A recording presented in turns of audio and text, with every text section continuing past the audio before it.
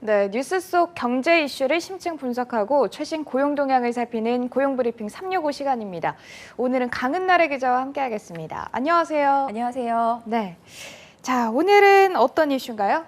네, 아주 가끔요. 너무 바쁜데 차가 막힌다 싶을 때 하늘을 날아서 갈 순 없나 이런 생각 해본 적 있으시죠? 이렇게 상상 속에나 존재했던 일을 드론이 현실로 만들어가고 있습니다. 얼마 전 서울시와 국토부가 드론이 정말 사람도 나를 수 있을지 한강에서 시도해 본 건데요. 정부는 5년 안에 이 드론을 도심 교통수단으로 자리 잡도록 하겠다는 계획입니다. 정말 하늘길로 출퇴근하는 날이 올지 또 넘어야 할 산은 무엇인지 이슈픽에서 짚어보겠습니다. 네, 얼마 전에 저도 사실 영상으로 봤었는데 이게 드론이 요즘 취미생활용으로도 많이 쓰고 영상 촬영할 때도 많이 쓰잖아요. 근데 이게 이런 것들이랑 사이즈가 아예 다르더라고요. 네, 그렇습니다. 사람을 태워야 하는 또 프로펠러도 16개나 달린 대형 드론이었는데요. 이 도심항공교통 서울 실증 행사를 한강에서 한 겁니다. 실증이란 실제로 증명한다는 의미죠. 진짜 드론 택시가 가능한지를 테스트해 본 겁니다. 유인용 드론이 비행한 건 국내에서 처음인데요. 물론 앞서 지난 6월에 강원도에서 물건을 배송하거나 실종자를 수색하는 작업을 수행해 보기도 했지만 사람 운송의 경우 생명이 달린 만큼 따져야 할 게 많아서 차원이 다른 문제입니다. 그래서 이번에도 안정성을 고려해서 탑승석에 사람 대신 약 70kg의 쌀가마니를 실었습니다. 네, 방금 저희 영상으로도 나왔었는데 이번에 이 드론 택시 시범 운영이 꽤나 성공적이었다 이렇게 얘기를 들었어요. 네, 그렇습니다. 이번에 선보인 드론 택시는 성인 2명, 그러니까 총 220kg까지 태울 수 있는데요. 이 현장에서는 해외에서 상용화를 앞둔 1인용 드론도 선보였습니다.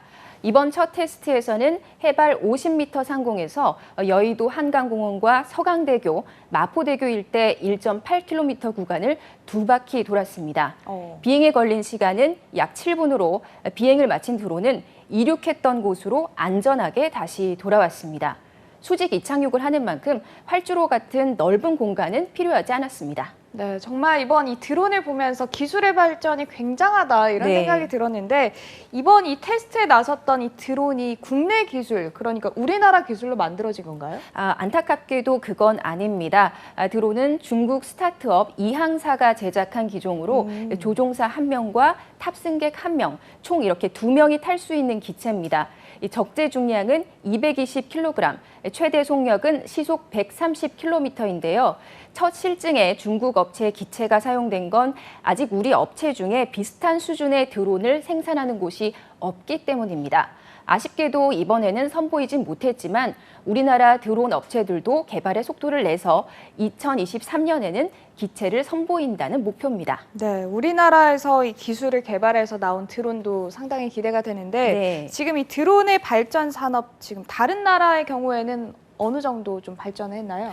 네, 유럽에서는 사람을 태울 만큼 비행 능력과 안정성이 높아졌고요. 지난 8월 일본 도요타는 1인용 드론 비행에 성공했습니다. 현재 기체 개발 속도는 전 세계적으로 매우 빠르게 진행되고 있고 미국과 유럽에서는 2023년에서 2025년쯤 드론 택시 상용 서비스가 도입될 가능성이 큽니다. 네, 드론은 정말 장점도 많지만요. 뭐 개발 비용이나 이런 걸 생각하면 얻는 것보다 좀 비용이 상당히 많이 들어서 이게 과연 합리적인가 이런 생각도 드는데 보면은 그럼에도 불구하고 좀 전 세계에서 이 드론 산업에 주목을 하고 있지 않습니까? 네. 그 이유 저희가 어떻게 좀 분석을 할 수 있을까요? 네, 맞습니다. 말씀하신 것처럼 이제 드론은 4차 산업혁명을 대표할 첨단 기술 융합 산업으로 발전 가능성이 주목받기 시작했습니다. 국토부는 전 세계 드론 시장이 오는 2026년 약 90조 원까지 몸집을 키울 걸로 내다봤는데요. 이제는 촬영, 홍보, 콘텐츠 제작은 기본이고요. 농업 분야를 중심으로 드론의 민간 수요가 급증하고 있습니다. 이 저가나 소형 드론 보급 확대에 따라서 전체 드론 시장 성장도 매섭고요. 그런 만큼 글로벌 항공, 자동차 기업들도 이 분야가 신성장 동력이 될 걸로 보고 투자를 아끼지 않고 있습니다. 네, 그렇군요. 만약에 우리의 정부 계획대로 이 드론 택시가 상용화되면 이제 어디서 또 어떤 모습으로 저희가 탑승을 할 수 있는지 이 부분도 궁금한데요. 네, 정부는 2025년 상용화를 목표로 조종사를 육성하고 제도를 정비 중인데요. 국토부에 따르면 최소한 3년 이상은 안정성을 철저히 검증해야 하는 문제가 남아 있습니다. 개발업체들이 비행 경험을 최대한 많이 쌓아야 하는 숙제도 있고요.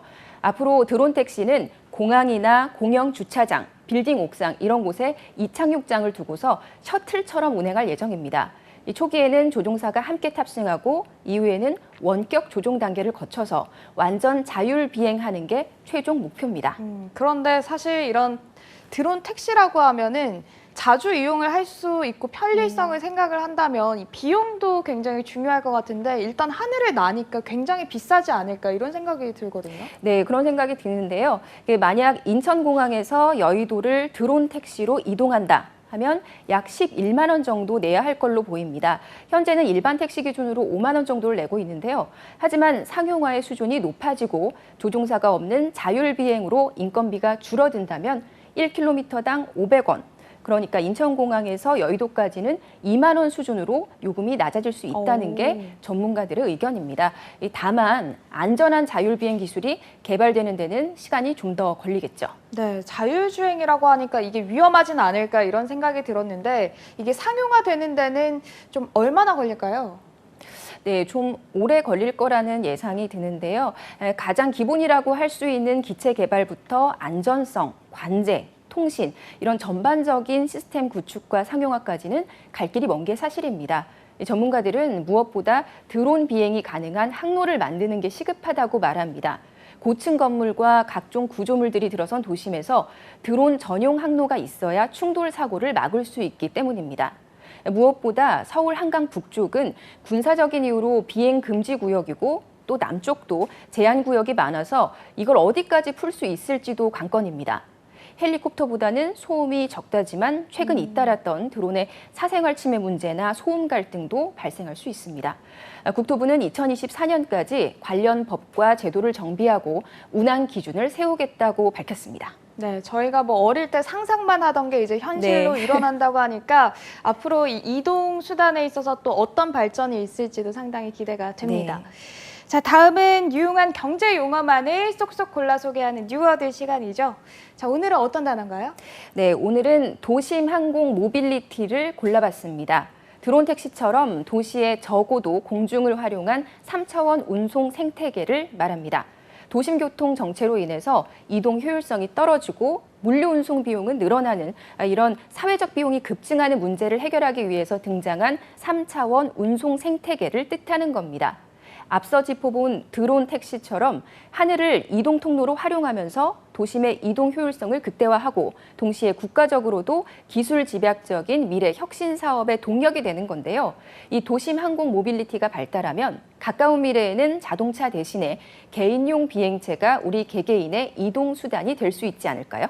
네, 아까 저희가 뭐 얘기했던 것처럼 공상과학 영화에만 존재할 것 같았던 이 하늘을 나는 택시가 이제 뭐 그리 먼 미래의 일이 아닌 셈이 됐는데요. 한강 헬기나 수상 택시 사업이 좀 지지부진했는데 이 뒤를 밟지 않도록 좀 체계적인 로드맵이 필요해 보입니다. 강은나래 기자와 함께했습니다. 고맙습니다. 네, 지금까지 고용브리핑 365였습니다.